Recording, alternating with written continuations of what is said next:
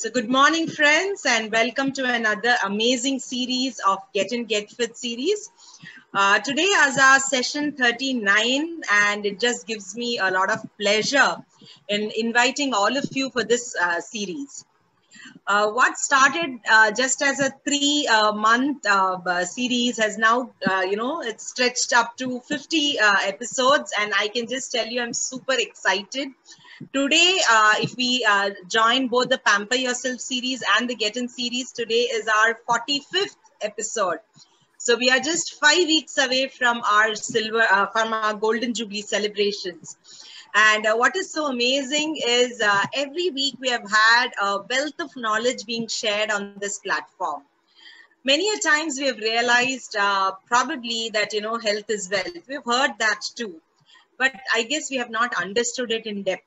And today, with the pandemic around, all of us have shifted our focus towards health. I have heard a statistics which has said that out of 10 people, 7 people have gotten to health, fitness, and healthy living. And I'm just so happy that, we started the Get In Get Fit series at the right time. And what has just started has blossomed into a garden, not a flower right now, a real big garden. And I would take this platform to also invite all of you for another series we are starting today at 5:30 in the evening called Inspiring Young Minds. And this is because we thought a lot of mental depression is going along, and I'm sure, adults are getting affected. But thinking about the children who don't even know what they're going through. So this series is for children 5 to 12. And I would be really happy if you can actually promote this session. And I would like to thank all of you for the amazing response we have had. I've got my friend Savita from Germany, who is actually hosting this series along with me.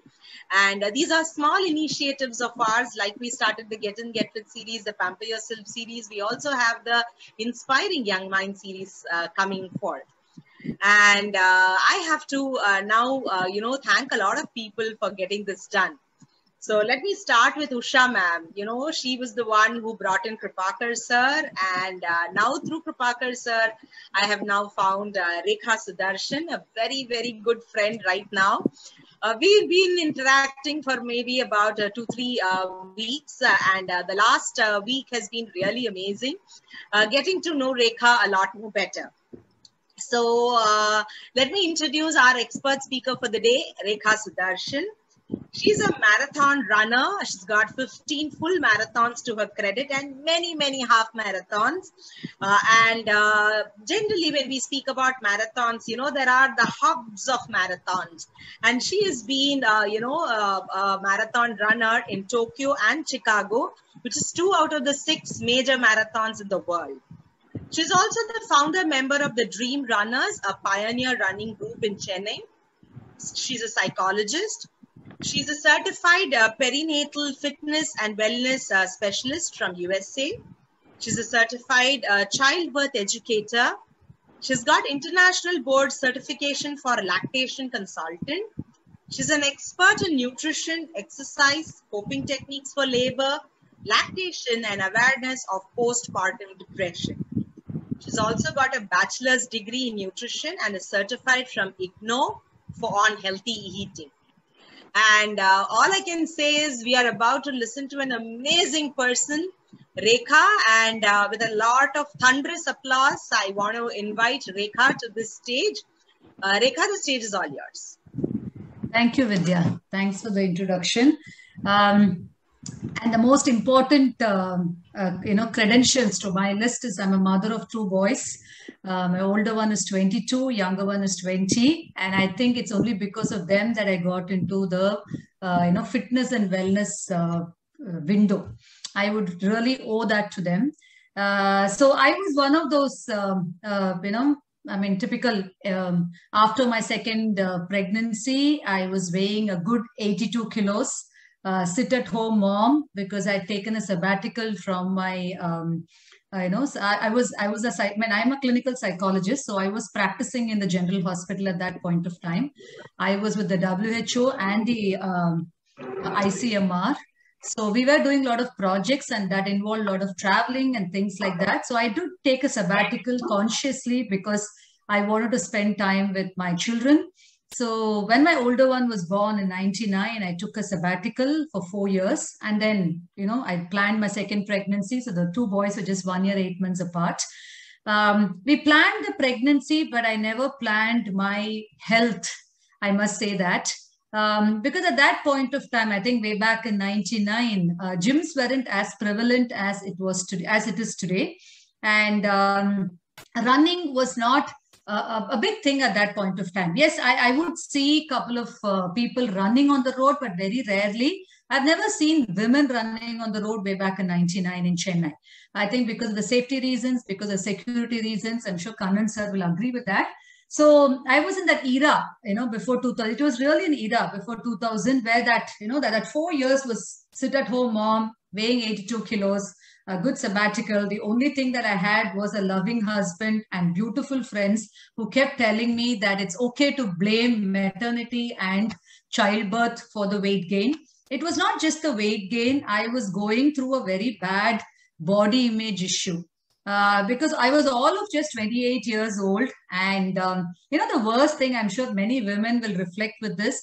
The worst thing is when you see your husband fit and healthy and you putting on so much weight and you're not looking good, I don't think it really goes well with a woman. Okay. I mean, he was the same, it was the same weight, same waist size. To me, just leading a normal life, for me, when my life just changed completely. Though it was a conscious decision to take a sabbatical, I didn't realize that I was using food for comfort. I never realized that. And especially when you live with your in-laws and you have, loving people at home, and you also have your parents living close by. And I was also breastfeeding my children. They all said it's okay to eat. They all said it's fine to, indulge. So anything that I asked was there because I had two lovely women, mother-in-law, mother, so cooking, giving me.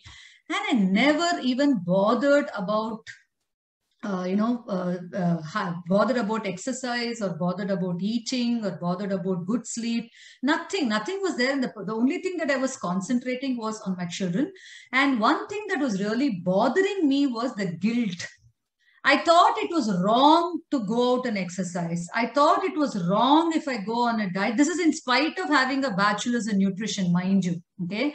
So in spite of being, in tune with what was happening around, though the computers weren't as prevalent as it is now, I thought it was wrong to go on a diet because I thought my breast milk will go down.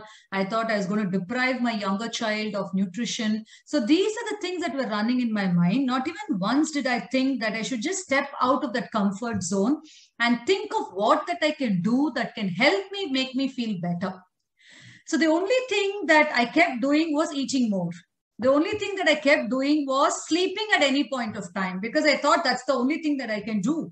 And then, everybody has a turning point, right? So one day when I was just, and as ours was a duplex house, so I was just, as I told you, just 28 years old plus a little few months here and there. And I was just walking up the stairs and I realized that, my knee was hurting me. So I thought it was one of those things. So I went up, just gave some warm water compress, something. And then I finished my chores in my room. And as I was walking down, I couldn't walk down. I realized my knee had gone for a toss. Okay. And then I went and met my physiatrist. So physiatrists are these physicians who also specialize in physiotherapy. So I met my physiatrist and he's a good friend of ours too. And he was seeing me after a couple of years. And then the minute he saw me, he didn't recognize me. Oh, that was an alarm bell in my mind. I mean, a doctor whom I've known for years together didn't recognize me, took a couple of minutes, and then he said, oh, Rekha, Nia, I didn't even recognize you. You've completely changed. This is how he said. He said, you've completely changed. I knew what he was telling me. So, and then I really literally brought tears to my eyes. I said, this is a man whom I've known for so many years, didn't recognize me. I said, okay, fine. So he said, sit down. I said, sat down on the chair. And I said, I have knee pain. He said, it's probably then after a few examinations and all that, he said, you're probably going into a very early osteoporosis. And that was a wake-up call for me, a big wake-up call.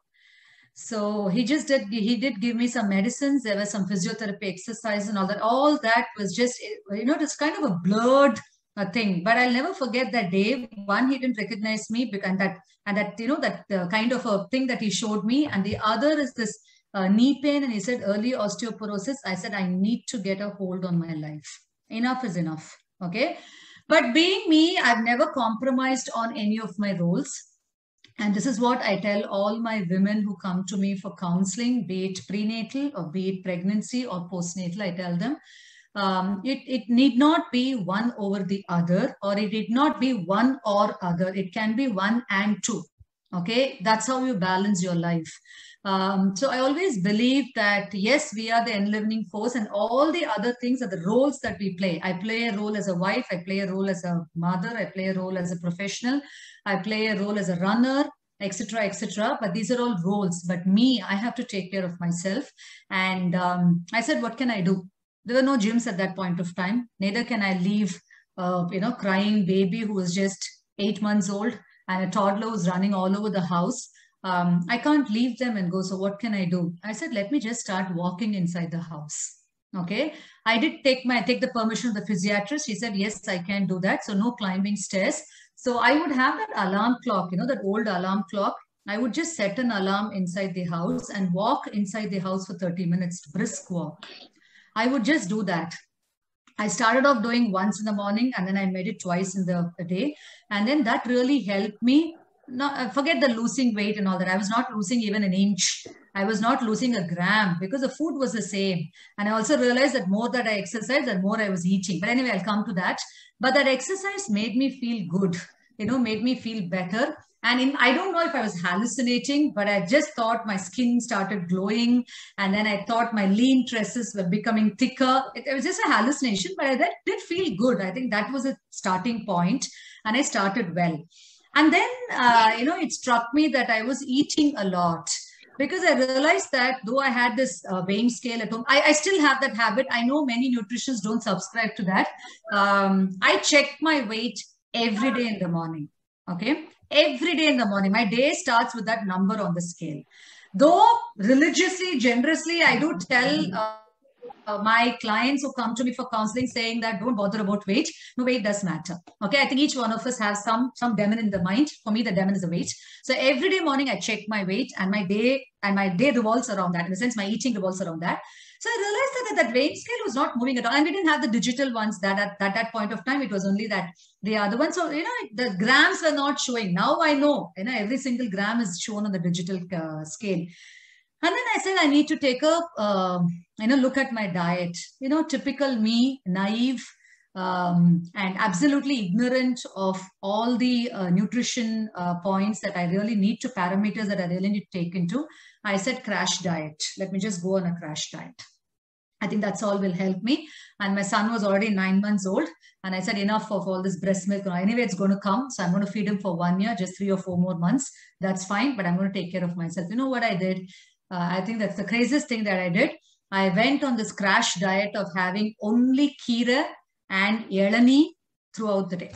That's all I had. And I would have an apple or a guava, koyaparam. Okay. So this is how my day was. There were no green teas at that point of time. I'm talking about 2000. There were no green teas at that point of time. And I've never had coffee or tea in my life.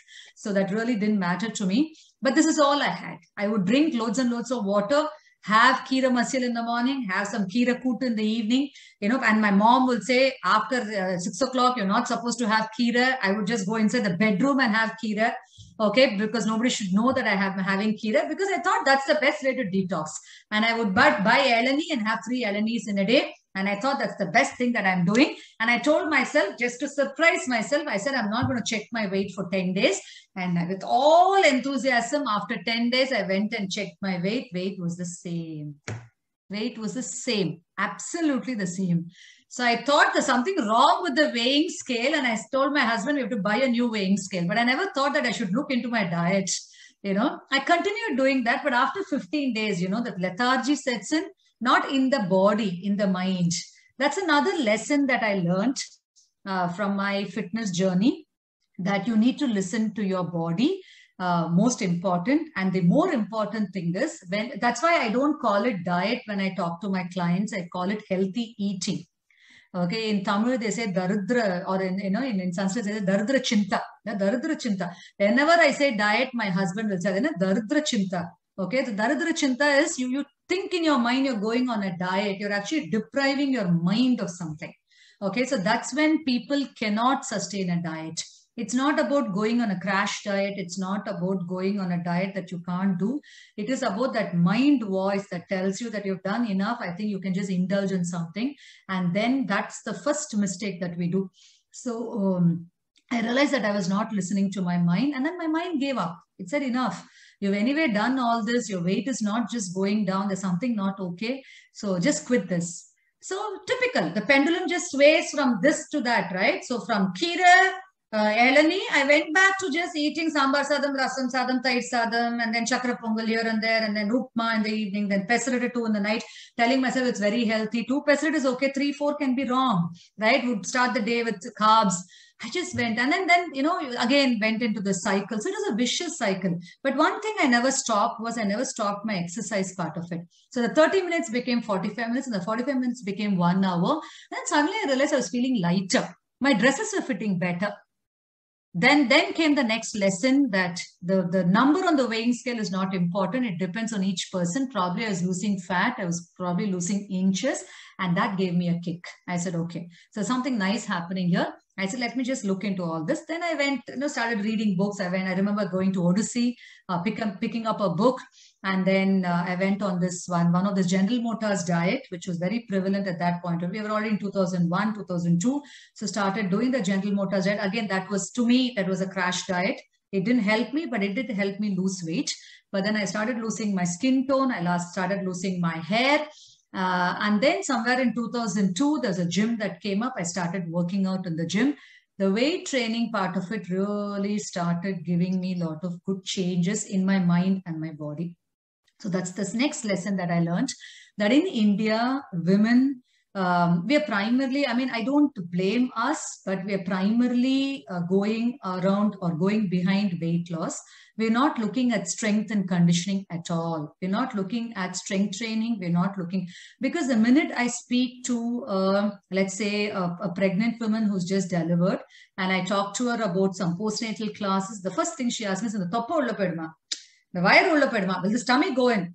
I tell her, I've been there. I tell her, 10 months, 40 weeks, 40 weeks, 280 days, it's been there. So give it some time. We're not looking, there's no spot reduction at all. Okay, so we're not looking at, but let's work on strength and conditioning. So many ignorant women ask me that, if I do that, strength training, won't I get a muscle? I don't want to look like a He-Man. Oh, it's not that easy. Who told you that you're going to build a muscle that easy? It's not that easy at all. And our hormones are different. The hormones that men have are different. The hormones that we have are different. So that's when I started reading up a lot on health. That's when I started reading a lot about fitness. And then I started doing the strength and conditioning. And that's when I got the next lesson in my life, that wellness and fitness are 2 different things. Absolutely 2 different things. So to put this in perspective, fitness is my athletic ability to do something. If I can run 21 kilometers, or if I can run, if I can do sprints, or if I can just walk up the stairs, walk down the stairs without panting, that's my athletic ability. And that's just a small factor, but that's my fitness, just as an example. But what is wellness? Wellness is how well you are, how well your cells are. Is your triglyceride good? Are your parameters on the lipid profile good? Are your parameters on the sugar levels good? Is your thyroid fine? That's my wellness. The mistake that many of us do is we confuse one over the other. Absolutely thin person, I don't know how he got a heart attack. Don't we say that? Right? And we also say, look, Gunda, really, well-built fat guy, but he's running so well. I don't know how he's carrying his weight. There's a lot of difference between fitness and wellness, but we can integrate these 2. Integrating these 2 is the key. The other thing, the most important perspective when it comes to fitness and wellness is the chronological age and the biological age. These are 2 different things. The chronological age is, my age as of today is 48 years plus a month. I can't do anything. I can't change my chronological age. Even if I want to go back to my 20s, I can't. Okay, so the chronological age is a standard factor. But the biological age is how well your cells are, how healthy your cells are. That can be changed. That can be changed with good exercise. That can be changed with healthy eating. And that can be changed with good sleep. The integration of these three can help us achieve this. The biological age. So that's when people say, you look, Shankaran Pandey says, Kanan sir kare. Okay, we can take him as an example. We always say that, right? So we look at a 60-year-old and say, that's the biological age we're talking about. Okay. And we also see some of these people and say, oh, she's only 21. Oh my God. In our mind, we don't tell them, but we say, okay, she looks much older than that, right? So if we can integrate also, this is what I started reading up, and this is the kind of inference that I got out of it, and I started working on it. So I can't change my crown. So I started removing these constant factors that cannot be changed. So it's not just the physical factor, it's also the mental factor. So these are things that are out of my control. So we also call this, right, the circle of influence, the circle of concern. Now, what is circle of influence? Circle of influence is what I can influence upon. I mean, I can influence to an extent my sons. I can influence to an extent my husband. I can influence on a circle of concern is, Stalin is the chief minister of Chennai, chief minister of Tamil Nadu. Fine, that's my circle of concern. Okay, oh, he's doing excellent job, circle of concern. I can't do anything about that, right? So I started, just an example. So I started working on the circle of influence. So what I mean circle of influence in my perspective is, what are the things that are in my influence? My exercise, my diet, my mental makeup. I'm a clinical psychologist. I keep counseling people. But if I am not going to be mentally healthy, what are we talking about? And what is this mind-body coordination that I'm talking about? So I started working on that. So I realized that each one of us have we call this the teddy bear. My language, I call it the teddy bear. Okay. Each one of us have a teddy bear. I mean, for me, my running is my teddy bear. For somebody, meditation is a teddy bear. For somebody, dance is a teddy bear. So like that. So for me, running became very meditative, but I haven't started running yet. Okay. But I'm just saying exercise, that walk part of it started becoming my teddy bear. Then I said, okay, so, I think I should do something more than this. And that was 2003. And then I was working out in a gym, and I had a couple of my friends working out with me, and we were running on the treadmill and all that. And at one point of time, I started feeling very, very bored. Imagine looking at yourself all the time in the mirror early in the morning on the treadmill. And I realized that the treadmill was actually controlling my running. Okay. I mean, and it would give me astronomical numbers of 550 calories burnt. And then I will go on the EFX, and then it will say 620 calories burnt. And I will just do the calculation, and I know, okay, in a day, I'm supposed to take 2,200 calories. I've already burnt 1,018 calories. Okay, I'll do some simple interest calculation. And I realized that nothing was working because the numbers there were wrong. The numbers in the machine were wrong. Okay, it took some time for me to decipher that. But then also it was very boring to run on the treadmill. But then I realized that it's not just the treadmill part of it. Living in Western Nagar, it was a crime not to run along the seaside. So I pulled a couple of my friends from the gym, and I said, let's just start running.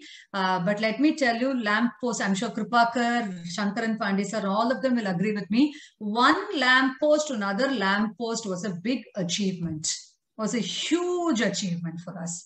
Okay. I mean, we didn't have the Garmin at that time. We couldn't measure. So we would just mentally measure ourselves and say, okay. So that's why even now when we are running, that basic thing has not changed. Even yesterday, I was doing my, I was doing some intervals, and I told myself, okay, 3 more lampposts. And I was laughing. I mean, this lamppost thing will never get out of my mind. 3 more lampposts is 100 meters, but I will always say 3 more lampposts. Okay, let me just finish the 3 more. So from one lamppost to another lamppost was a big ordeal, was a big achievement that I could do. But it felt good. Okay. And then I realized then that the strength and conditioning that I had started in the gym was not as much, complementary to the running that I was doing. And I'm sure the runners here will agree with me. We never had knowledge of shoes. We never had the watches with us, the smart watches, which could measure every single thing that we were doing. But I think we were happy. We were really happy because these were not monitoring our running success. We were running for the love of running. I really hope we can just go back. And I think unfortunately, we're on the darker side here. But anyways, so all this was happening on one side. And I also realized that I was getting, it's not about the weight loss was happening, but I was getting healthier. Not just in my body, in my mind, I was getting healthier. And I could just see that it was percolating to all walks of my life. I started working again. Of course, my work always revolved around my son's schedule. So I started working 2 hours a day. So I would drop these 2 boys in the play school, run up to the clinic, probably we'll see 2 or 3 patients. That's all I could see, and then run back, bring these boys back. But you know, that sprint in your feet, that thing to look forward to a day was there. And I got it back after 3-4 years. You know, that was me. So the one thing that I really, that the wake-up call more than the osteoporosis is, I think I lost myself in this whole thing. And I discovered myself again. And I felt so happy about it. And that actually percolated to all roles of my life. And I realized that the family was happy, that my profession was doing very well. And then I realized that, you know, bottom line, what is the bottom line? So that's when the biggest lesson, which I keep preaching also, is happy, healthy families. I believe, and I'm convinced that happy, healthy families always revolve around happy, healthy women. That's the biggest lesson in my system. Yes, happy, healthy families always revolve around happy, healthy women. I'll tell you why. The basic thing, if the woman, okay, I'm not being a feminist here. I'm not, you know, but the truth, the fact is, if the woman of the house is healthy, she's going to cook healthy. Okay. If you cook healthy, the family is going to eat healthy. Right. And the most important thing is, if the family sees that a woman who has multiple roles in the family to do, I mean, right from, I know the men are chipping in. I know the boys are chipping in now because of the COVID. I think things have really changed for the good. I'm not really taking credit away from all of that, but I think the roles that we play are more demanding. So it starts in the morning. We're the first ones to wake up. We're the last ones to go to bed. There are a lot of things that we do. But if I, as a woman, in spite of being a professional, in spite of, you know, also being a homemaker, you know, doing all this, if I can get up in the morning and exercise, I think you set an example for the house. You set an example for the family. And initially, yes, there will be resistance from many families. I have seen a lot of women, but I always feel that we use it as an excuse. Okay, be it men or women, when it comes to exercise, thrust on you. Okay, the fitness part of it has to come from you, within you. If somebody has thrust it on you, let's say your triglycerides are off the, you know, it's just jumping off the window, and then the doctor says, you better start exercising. It is just a goal-driven one. Okay, and then once the triglycerides come down, you stop. I don't think it should be that way. So, when it is not goal driven and when you have that focus, see what happens is, you know, you lose focus on the whole thing, right? And I see a lot of us using exercise as an excuse, saying that, let me start tomorrow. No, tomorrow is already Friday. So let me just wait and let me start on Monday. That Monday will never come. Okay. Or that, you know, and the win of that mind over body starts over that alarm clock in the morning. Okay, if I can get up, but 4 o'clock is 4 o'clock.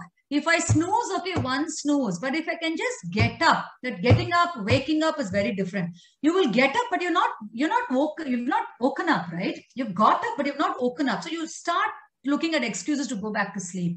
You can neither sleep because you're already up. Might as well go and exercise. So when you do that, that win of the mind or the body, oh, it's just brilliant.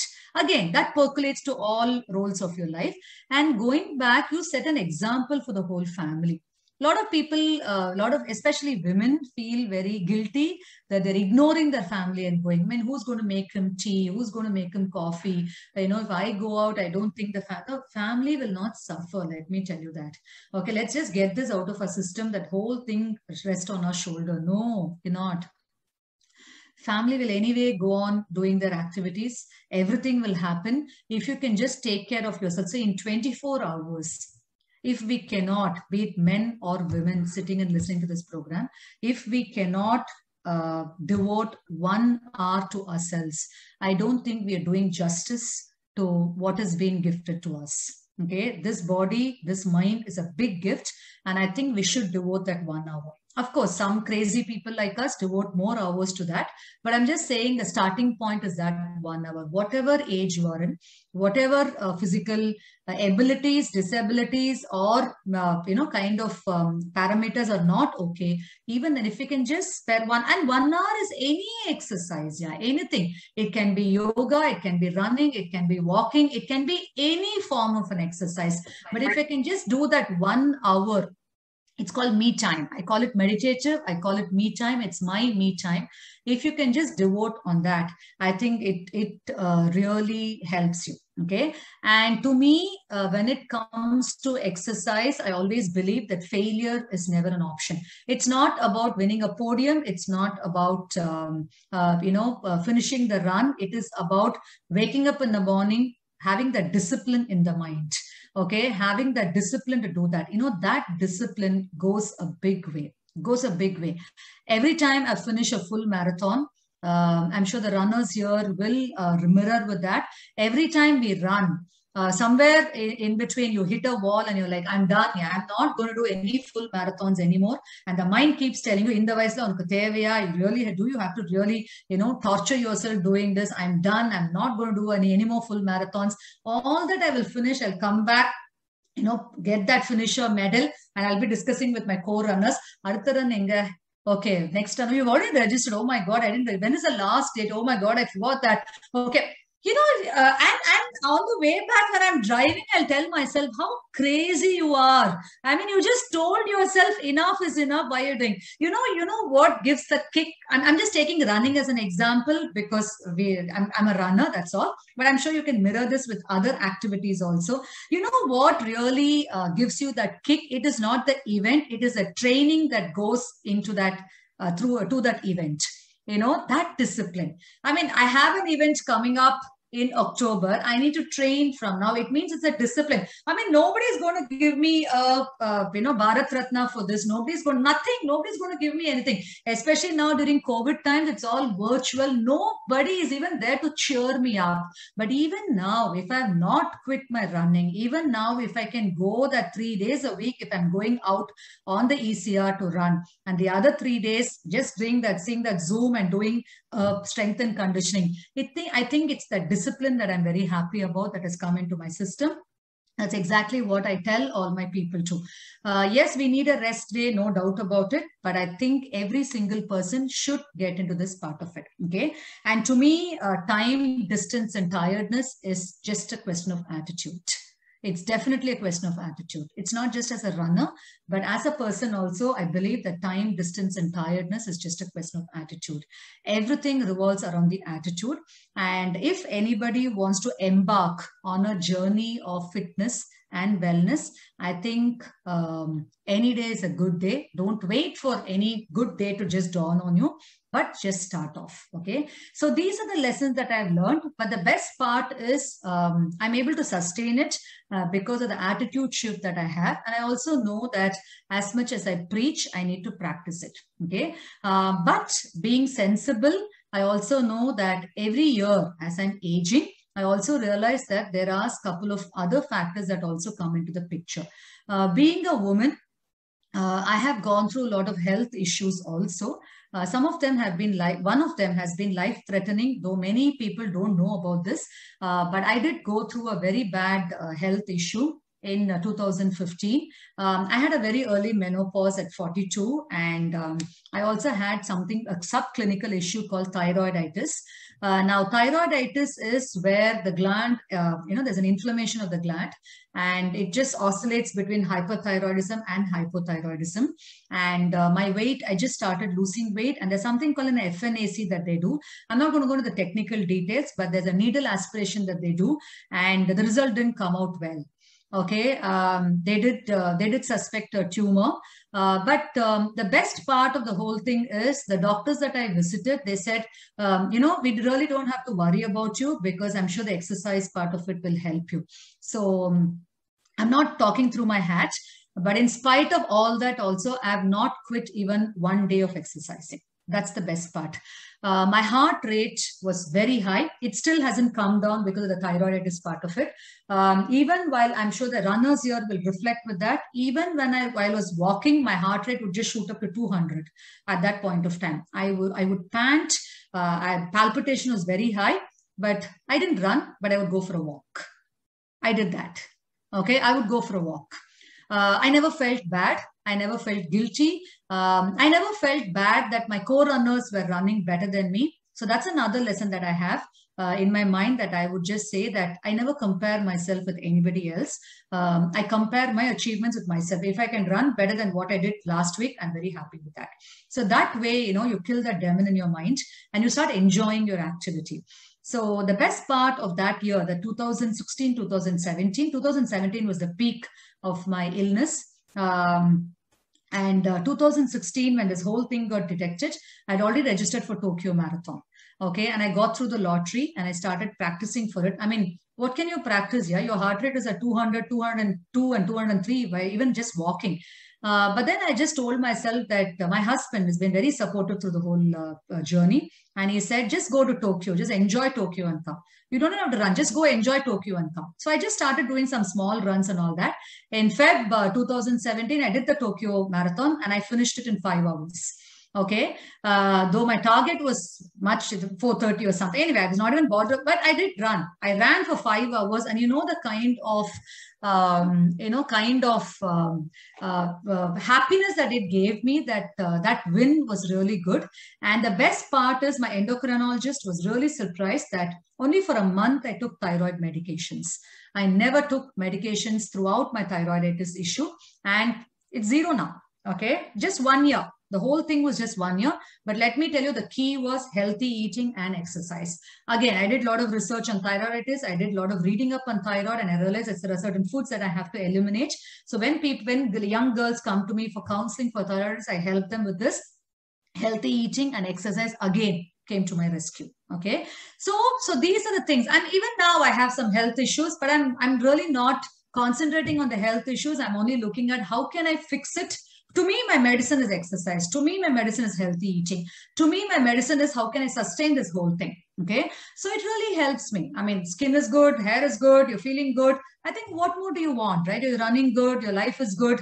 And so I meditate every day. I mean, people call it by different names, but I do sit in the seat of silence. I have, I'm very, very particular about that because it gives me the sanity, and I exercise every day, and I'm very, very careful about what I'm eating. But the biggest lesson of this whole thing is I love myself more than anything. Okay, I don't look at endorsement from others, though I'm very happy when people endorse, but I love myself, and I will do anything to ensure that I stay healthy, because I know it is not just a status, it's a huge responsibility that I carry on my shoulder. As I said, if I'm healthy, I know my family is going to be healthy. And I know if I'm healthy, I can preach and I can also practice this health factor. I know the number of lives that I've touched, and I know that the number of people who have benefited from this big forum called running, big forum called healthy eating. And if I can contribute my little bit to this ocean, and I'm very happy to do that. So to me, I love myself, and I'll continue doing that. So that's my part of my talk. So any questions, I'm open in this forum. Thank you. Awesome, Rekha. I mean, it was just fabulous. I meant, interacting with you, I definitely had a lot of positive vibes coming. Personally, even I am that same kind, I started with a 3-kilometer run. And I had a medical issue, and from the 3-kilometer went to 5, went to 10, did a number of 10s, and then I said, let me start my half marathons. And I did a couple of half marathons too. But my only thing was, okay, I did not choose to sleep today. I got up and started running. When many chose to just walk, I said, okay, at least I'm running. So, it was not a competition with me, with anybody else. I used to love the drums on the road. I used to love those people cheering, looking at us and thinking, oh, what are they doing early in the morning? And I used to love that morning breeze just, hitting our face. It was always an amazing thing. And, policemen there just to see that all of us are safe, and so many small things there. I could see a lot of NGOs, children for whom we were raising, because most of these runs are for a particular cause. Yes. And you would see all those children or those people standing, just clapping and having some placards. That used to give me the high of my life. And, I used to come back home and enjoy that I did something good today. I paid money. Of course, I got a t-shirt, I got a medal, I got a breakfast. That is fine. But more than that, I carried back lots of memories back home. So, that was my version of run. And I was never on that podium part. I used to love the Zumba in the beginning and at the end. And I used to just, bask myself, enjoying every moment there. And many a times I also took my friends along, and we all used to love that, that music and that flagging and everything. We miss all that, Vidyaa. I know, I'm missing that too. Yeah. As you were saying, I was just imagining running on the road. But I want to tell you what an amazing session this was, because at Get In, Get Fit, we talk about 4 principles of health, which is heart, body, mind, and soul. And we practice that.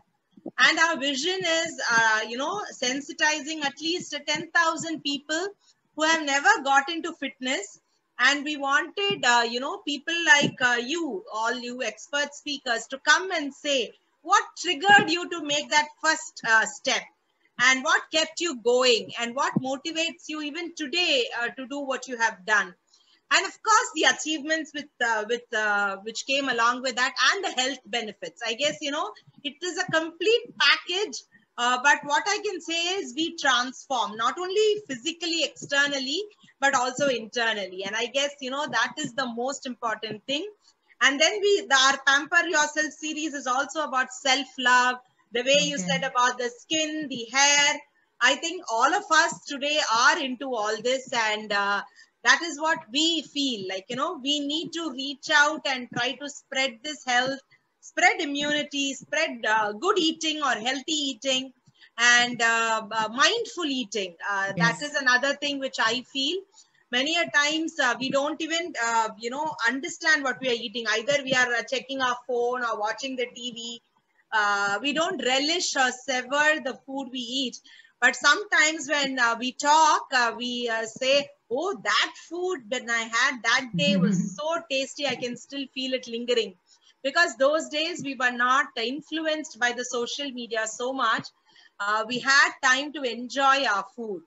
I just hope that, this session definitely brought out a lot of insights into all these factors. And I'm going to read out a lot of things to make your day. I remember Mark Twain said that, one word of appreciation can help you go for 2 months in a row. So you just needed 6 appreciation to tide through a year. But I know you're not going to sleep today, Rekha, because all these messages are going to keep coming in your dreams. But nevertheless, I am going to talk about this. First of all, I want to thank Kripakar sir. He has made it to this wonderful session. And I did, thank him in the beginning of the session, but I'm so happy to thank in front of him also. He can see that I did that in the beginning in the recording. So it's truth.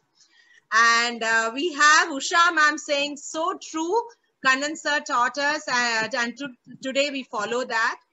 And of course, Kripakar sir is saying, yeah, I remember the lamppost targets in the warm-up too and the interval too.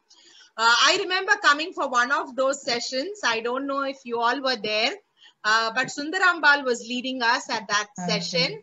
And we were at the beach and she said, 2 lampposts run, 1 lamppost walk.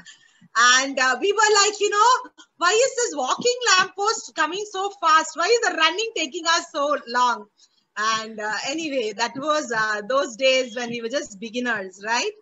And we have, I don't know this person's because the name is like CB something. Good to know the difference between fitness and wellness, also between chronological and biological age, and how integration of the two is important, and totally agree that women are the fulcrum of the house. Then we have Usha ma'am again saying, whatever we do, whenever we do, running or strengthening trainings, workouts, we should enjoy doing it. I agree totally, because we have a curriculum in our Get In Get Fit series, which starts at 6:20 every day, goes up till 7. And every day we have something. We have a facial yoga, which is going to come tomorrow. And then we have basic breathing exercises one day. We have then Kannan sir giving us high intensity training on Tuesdays. Then we have Anbamina running us through yogas, whether it's standing, sitting, back, strengthening and all that. Then we have meditation and we have dance by Nandini. Today we had by Parvati, we had laughing therapy along with exercise. So nice. We have a kind of a holistic kind of a thing. We are not focusing only on body transformation, but having a kind of an holistic approach to the entire thing. So thank you so much for, also talking on that. And nothing can be thrust. True that it has to come from within. Again, Usha ma'am's words. Live fit, that is, Kripakar sir is saying, Rekha ji, you should share your experience of running marathons abroad. She did talk about her Tokyo. Can you tell us about the Chicago too? Because when I was in Chicago, none of my clothes were sticking on me. It's called the Windy City, so your clothes are flying. You're wearing jeans and still you feel that you're flying somewhere. And I can even now when I think about Chicago, it's that chill breeze. Yes. And it's so spine chilling that, you freeze at a certain point of time. So if you're not on the move, it's very difficult to keep your body fine. So can you just tell us a little more about your Chicago run? So Chicago Marathon was in 2019. We did that in, 2018. 2017 was Tokyo, 2018 was Chicago. So again, as I said, the training towards the marathon was, was an ordeal, really. Sometimes it was an ordeal. I mean, imagine doing 800-meter repeats into 40 times and all that stuff. But anyway, we did that. We went. I also have two very good friends. So we traveled together. 5 of us traveled together, 2 friends and their spouses. And I can't bear cold. Even my family members tease me. Poonamari, they say, even one drop of water, I start shivering. So I think Chennai is the right weather to be in. I can't even imagine living in an AC throughout the day. So I just walk out and walk in all the time. So I kept, the only thing that I kept looking at when I was approached, when the date was approaching is the weather report. And everybody kind of, scared me saying that it's going to be windy. 2, they were also expecting some rains. So this was in October. And then we land there in Chicago, and then I was all prepped up and all that stuff. So so I had these ponchos. So they said have a poncho so that once you start running, after some time you can throw it off. And they also said have some gloves because the temperature was around 10 to 11 degrees in the morning. And for me, that was really, really cold and wind, right? So I had in Chennai, you run with your, track, 3-4 tracks, your t-shirt, and then the visor, that itself is too much.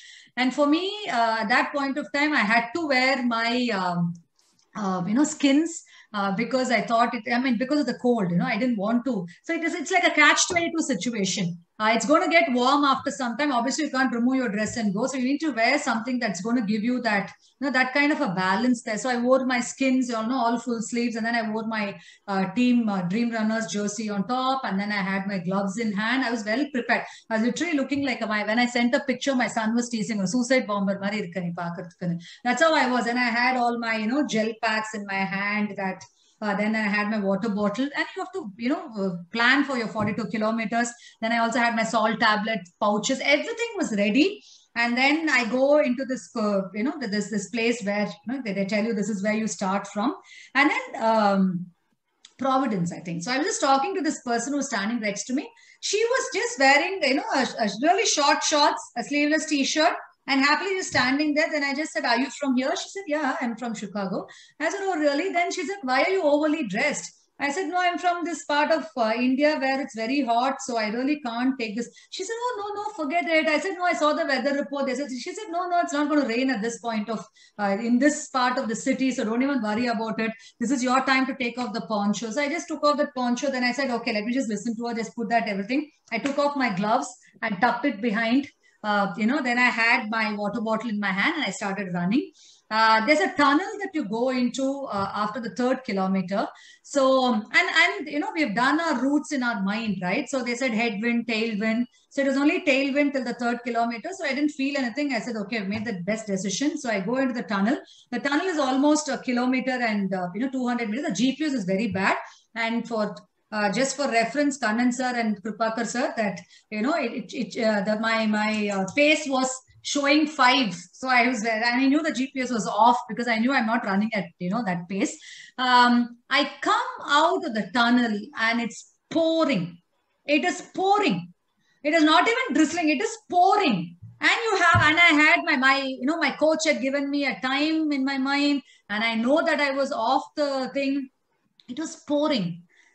I said, okay, forget it. Let me just run in the rain. How many runs you have run in the rain? So this rain is only going to be good. So you start running. So it's only tailwind. So I started running in the rain. So I think for almost 2 to 3 kilometers it's raining till the socks, it was drenched.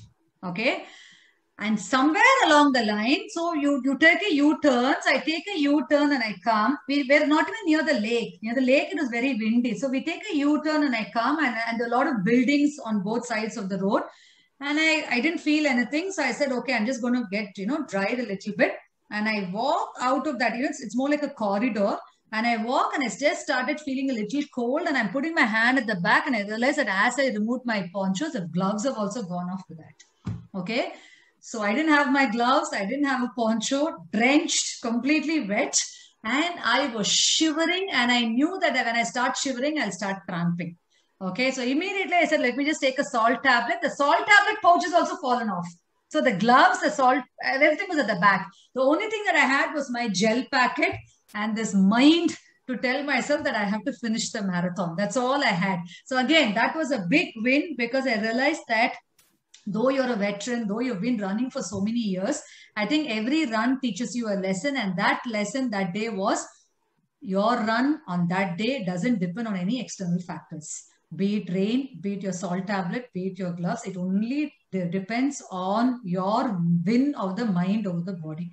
So when I finished, I did well. I finished sub 5. When I finished, I felt so good. And I told, and after that, you won't believe, I have not carried any gel with me. I probably for 121 kilometers, I carried one gel and after some time I said, forget the gel. Yeah, just take that water on the way and go. Because it teaches you 42.193 kilometers in a foreign country where you're not used to that weather. If you can finish that without any of these accompaniments, you've been trained with.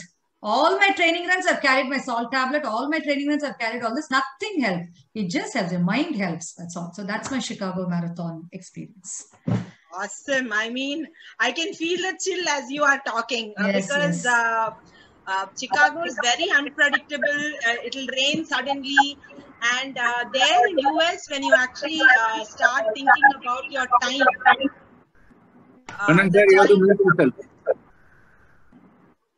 I have muted.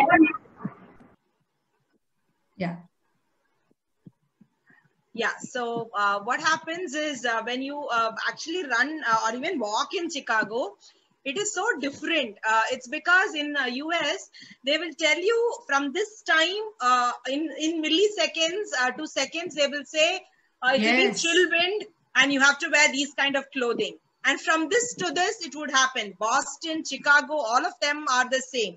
So that's why I believe that that's why I believe that lady who told me it's not going to rain and she also said she's from Chicago. That's all. But anyway, I think that's an angel in disguise. That's it. I know, absolutely. And it's just that, when your mind gets prepared, I guess that's how Roger Bannister also made it, right? So it's the game of the mind. Once you, tune your mind, anything is possible. True. And as Napoleon Hill said, whatever your mind can conceive, you can achieve. So you just have to take a deep breath and understand that this is possible.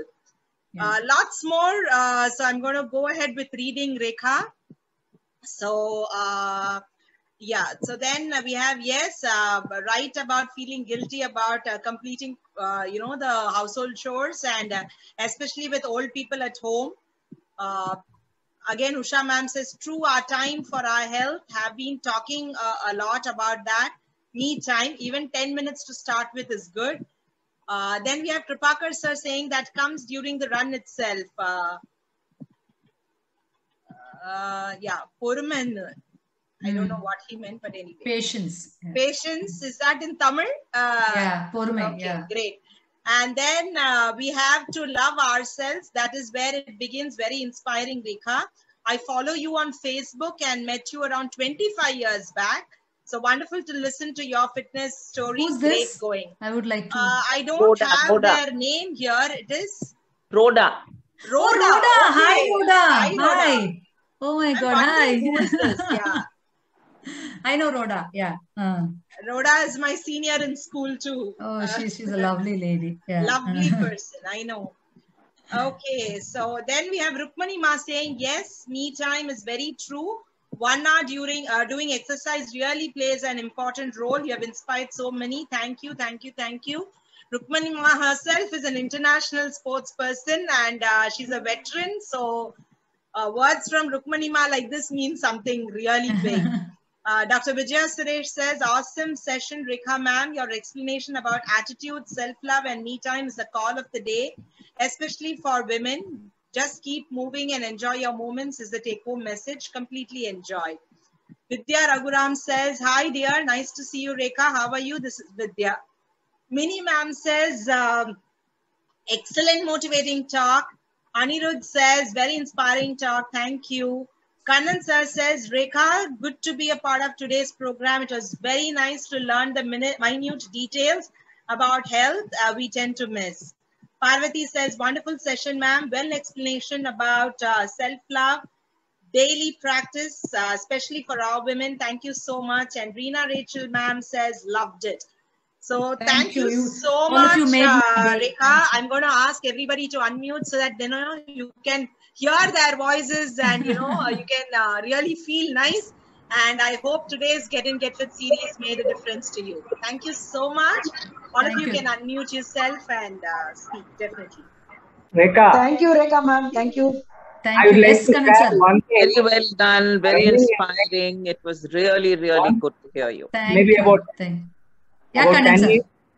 10 years back, I was running with my friends. We were planning to do 21 in from Marina to maybe RBI and back. So evening 7 can start run 4 பேரு. And earlier to that, எப்போ மழை பெஞ்சாலும் we used to hide. Run பண்ணக்கூடாது, escape root பண்ணுவோம். Morning எழுந்துக்க மாட்டோம். மழையா இருக்கா ஜாலியா தூங்குன்னு. அன்னைக்கு என்ன பண்ணோம், we started running. After completing 5 kilometers, there was thunderstorm. Completely drenched. 4 பேர் ஃபுல்லா எஸ்கேப் ஆகவும் எங்கேயும் வழி இல்லை, ஒளிஞ்சிக்கும் இடம் இல்லை. Marina beach, you know how it is, open place. So that day we have decided whether rain or shine, we have to complete the run. And that has given that changed our attitude towards enjoying run during rain. Thank you, sir. I remember one of the holy runs we had water poured on either side with colors. Again, that was fun. It's always fun to run in the rain, for sure. Yeah, no doubt. Yes, of course, that sada feeling is different. But then the high you get that you did something childish, it was fun. Like, Vidya, especially in Chennai, where do you get to run in the rain? So it's always a pleasure to run in the rain. True, I agree with that. We look forward to that. It's always sunny out in Chennai. You only sweat. The one time you get to run in the rain, you have to run. That is an unbelievable experience. Yeah, bring out the child in you and you will enjoy any run. Very true. Rekha ji, it was so nice to hear you. I've been knowing you only as a runner, but today I get to know the various dimensions, the problems you underwent, and then you overcame, and then really successfully till day running, and then inspiring so many people. I still remember, many of the runners in Chennai, the way you organized DRHM, and You led that team and then made it so successful. I guess it is rated as #1 event in India. India, yes, sir. Yes, You Papa. have the Thank credit you. to it, and there's an excellent. And one more thing, like, when you were explaining your Chicago event, it is as if, we are going through that experience when you are actually explaining. And every run, as you rightly said, every run, it again depends, whatever be the practice, it depends on that day's mind.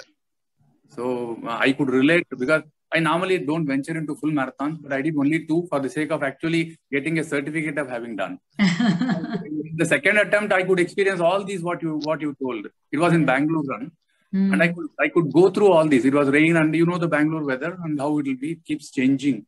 And it was very wonderful knowing all this information. And thanks for being part of this Get Fit also. Thank you for inviting me. Yeah, that's the most important. Rekha, just one word. Yes. I am a proud podium finisher of your dream marathon. Oh, wow. Okay. Thank you so much. Thank you. I'm really, yeah, thank you. No. We're really hoping to host one soon. I mean, with all the pandemic. I'm always a part of your dream runners. I only missed it once. I have also when I've been abroad. Thank you so much. Thank you so much. Very nice. You organize it very nicely. Thank you. It's a big team effort. And our template is good, and we work towards it. It's a good team effort there. Nice to see you. Nice to see you. Tagline is also so good in that you run so that they can walk. Yeah, exactly, correct. So we have Vidyaa saying, "Ma'am, wonderful minutes with their interaction. What kind of walk for non-athletes to obtain their mood stability? Can you help us in this?" What kind of walk is it? What kind of walk for non-athletes to obtain their mood stability? Anything. See, every time we exercise, there is a part of the brain called the hypothalamus that releases a hormone called the endorphin. Endorphin, it's a feel-good hormone. It's also a natural painkiller hormone. So the more reserves of endorphin we have, the better is our imagine through the day, right? It's a feel-good hormone. So that's why we say get the monkey out of your mind. So early in the morning, if you can just get your endorphins out, it takes you through the day. Now, each one of us have our own way of, our own athletic ability. So walk is, even if you can start walking for 30 minutes a day, nice brisk walk, that itself is a big start. The mistake that many of us do is, I'm anyway walking inside the house. That's nothing here. And then you have your Fitbit and then it says 5,000 steps, 10. It's good for a start. But I'm just saying, if you can get your heart rate up a little bit, you need to do some brisk walking. So it really doesn't matter. To walk, you don't need to be an athlete or a non-athlete. If you can do some brisk walking, you'll also find that your breathing gets better. You'll also find that your energy levels are getting better. Your stamina is getting better. And you don't need a trainer to tell you to step up the bar. You can just push it from 30 to 45 minutes, at least to 1 hour. But this 20 minutes walk below 30 minutes is just a stroll. I don't think you should do that. And any exercise, I'm sure the exercise enthusiast here will agree with me. Each one of us, for every episode of exercise that we do every day, we all reach a point where we want to stop. If we can push ourselves beyond that stop point, that's when the exercise actually starts. For example, when I'm doing a bicep curl, when I'm doing a weight heavier than what I generally do, the fifth rep I want to stop. But if I can just push myself, the 6th, 7th, and then the 8th, 9th, 10th becomes very easy. The same thing with walk, the same thing with any exercise. If I want to, my mind says stop at 6th kilometer. Even if I slow down, but I don't stop and I push myself, the 8th, 9th, and 10th becomes very easy. So that's why with walk also, if you can start off with a 30-minute walk and then push it to 40 minutes, then 1 hour, then I think everything becomes very easy. Yeah. Awesome. I guess that's that. Yes, Mani ma'am. She being a nutritionist, what is the basic principle of her diet which helped her so much? Okay, basic principle of diet, ma'am. I never diet. That's the basic principle. So diet to me is a wrong word. Healthy eating is what I do. Mindful eating. All this intermittent fasting and all that has a terminology now. But for years together, I ensure that I don't eat anything after 6:30. Okay. Now, unless and until I have a full marathon the next day, even then I probably have a bowl of curd rice or something at around 7. Because to me, and each one size doesn't fit all. So, and nothing is set in stone. So to me, this is what helps. So I don't miss my breakfast. I don't miss, and even when it comes to lunch, I measure my quantity and eat. I don't eat too much rice. And I have not had wheat for many years now because of the thyroiditis. I stopped doing that. But otherwise, it really helps. So I have little, but I go big on vegetables. I have lots of vegetables. Every meal I have vegetable. My breakfast has vegetables. My lunch has vegetables. My evening dinner has vegetables. So I go big on vegetables. I go easy on fat. I love sweets. I don't have a sweet tooth. I have sweet teeth. So there's nothing that I deprive myself of. So I realize that if you deprive yourself of something, then you indulge more. So if I want to have a sweet, even that one eclair that I have, I relish that eclair. It's not that I just, so mindful eating comes to my rescue, and I drink lots of water through the day, and I have at least 3 or 4 fruits a day. I don't have fruit juices, I have fruits as fruits. And yes, when I go out, one principle that I have followed, which really helps me, I know many of my friends don't like me doing this, but when I go out to eat, I eat something at home and then I go. So I realize I ensure that I don't eat too much when I go out. And when I go out, I pick and choose the food that I'm not cooking at home. So I'm not going to eat curd rice when I go out. I'm not going to eat one rasam rice when I go out. I pick my food. I choose my food. So I relish what I eat outside.